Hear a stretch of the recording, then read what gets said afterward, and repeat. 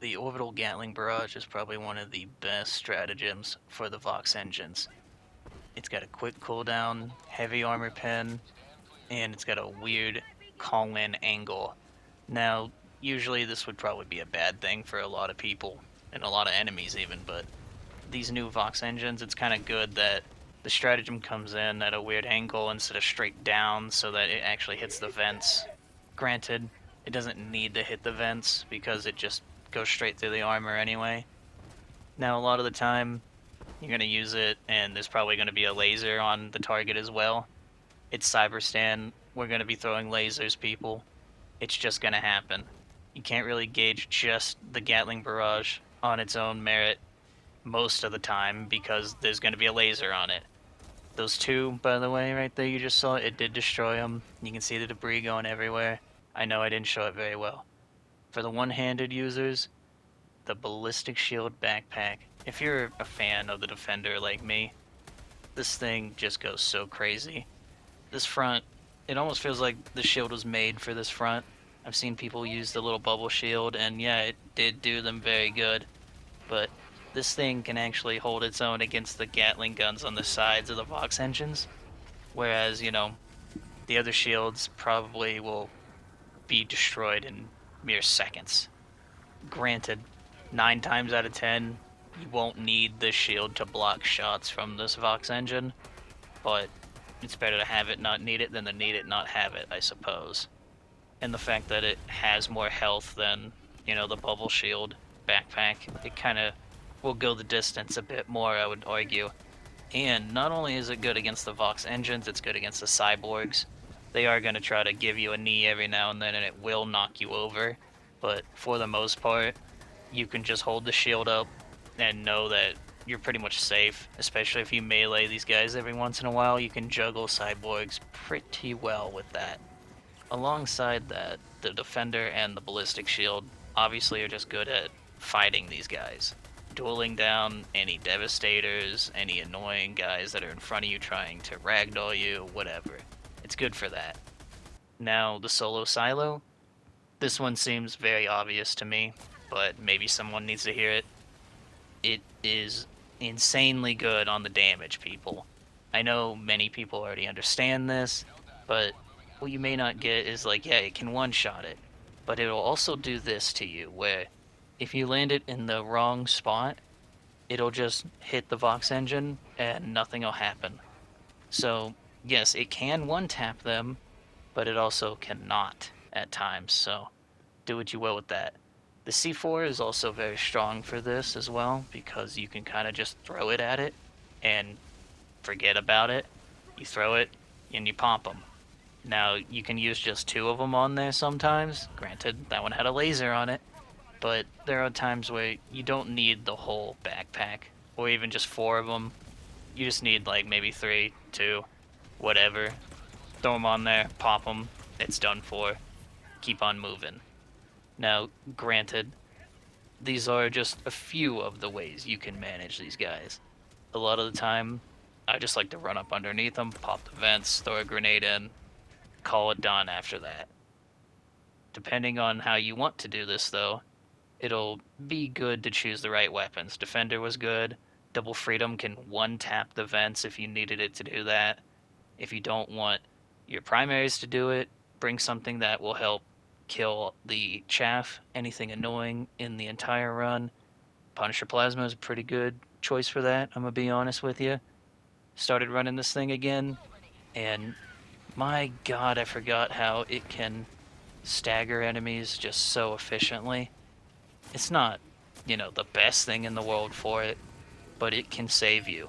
It can get the cyborgs off of you, it can kill them, 2 shots? And if they have anything near them, probably gonna die too, because it kills troopers in 1. It's got a good AoE. You can shoot it at the actual drop ships coming in as well to stop them from dropping so many at a time on you, but you're just killing them before they get to you sooner, alright? It does have some merit on Cyberstan in particular. It was good before, but, we've had so many different weapons come into play where this thing kind of gets put to the wayside and people forget about it. Well, don't forget about it. Dust this bitch off. It is fucking awesome. It rocks. I'm just gonna say it, okay? Now, secondaries, I just recommend the Senator. You can bring in the Talon, but the Senator 3-taps events, alright? Now, if this is going to be your main way of doing things, bring in the Gunslinger armor so that you can just reload it faster and get to this faster. Up to you completely on that. I didn't end up running it a lot for that. Well, the armor, I mean. The Senator is just an easy pick no matter what on this front. So, that's what I would recommend.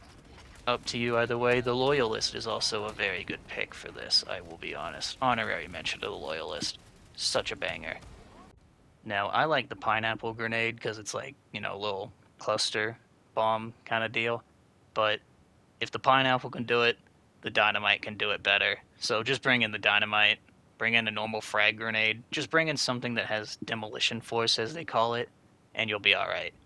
Armor-wise, I'm running fortified heavy armor. Now, I haven't been running heavy in a little bit, but I decided to give it a try for this front.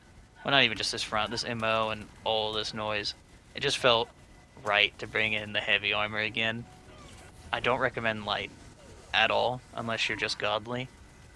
Medium and heavy for this one, alright? It will go a little bit smoother. I only feel like I'm using this one in particular because of all the explosions that are going to be happening. My god, there are so many explosions going off at any given time on Cyberstan. It doesn't matter what happens, you're gonna stumble into something, and it's gonna explode. Now, I recommend having something to resist that. It's not gonna save you 100% of the time, nothing will. But if it helps you even a little bit, it's worth using. So, that's an easy recommendation from me. Just gonna throw that out there. Now, another one you can go for is anything with unflinching on it. I know, it's not flashy, it's not shiny, but it's straight to the point and it will help you at the end of the day. Really, it's just a higher armor rating and obviously the unflinching part. There's so many bullets, well, not really bullets, but you know what I mean. There's so many shots being flung everywhere that when you do get hit, you do feel the flinch here. It is severe, okay? This armor does help mitigate that, but even I have found that while it does help, I value the explosive resistance that much more. And this is medium, it's not heavy. For some reason I feel better in heavy on Cyberstan. So if you feel better in medium, just use this or use the new Siege Ready medium armor that most people are probably going to use, let's be honest. But there are other armors that you should be trying out other than just the staples from, you know, however long ago now that have been meta forever. Go back to the basics, people. Like, medic stuff. It's not flashy as well. Armor isn't the prettiest, but those stems will help a ton. And if you're going to be maining your Senator or your secondary a lot, just bring in Gunslinger. Like, who cares, right? It doesn't really matter all the time. Your stratagems can look a little bit something like this. You can even not bring a backpack and be completely fine. Most of the time, I find that I don't need it. A lot of the time, I don't even really need the support weapon because the only thing I feel like I would need them for is a War Strider, a Stray Hulk, the gunships, maybe. Other than that, I mean, most of the other things on this front can be killed with light armor pen. And I know most people are allergic to light armor pen and heavy armor. So me suggesting two things people are just like, ew, about. Not a shocker if nobody listens, right? But it can work. It's just a matter of if you're willing to try it, fail at it either eventually or inevitably, and then refine it from there and keep going. It's obvious not everything is going to work. The meta stuff will, you know, come out, and it already probably has by now, but you gotta be trying all these things that you probably just wrote off however long ago, because you'd be surprised at the efficiency they may bring in these fights. You're gonna die a ton. You're gonna have to reinforce a ton. You may even have to not clear the entire map and just go for the main objectives. It all kind of depends on how the match is going. I mean, that always dying part, you're gonna die a lot to these guys, especially in the beginning. I mean, my god. Difficulty 10 missions, there's so much going on. Holy shit. but that's part of the fun, in my opinion. Like, I'm the kind of guy that likes how much this sucks to go through. It's just fun to have the extra challenge. Granted, not everybody's going to feel that way, and that's fine. There's nothing wrong with that. But if you were looking for just a little bit of help here on Cyberstan, maybe some of this helped. Maybe it didn't. I don't know. I gotta get back to getting on Cyberstan and fighting these guys, man. Hopefully it goes well for you out there.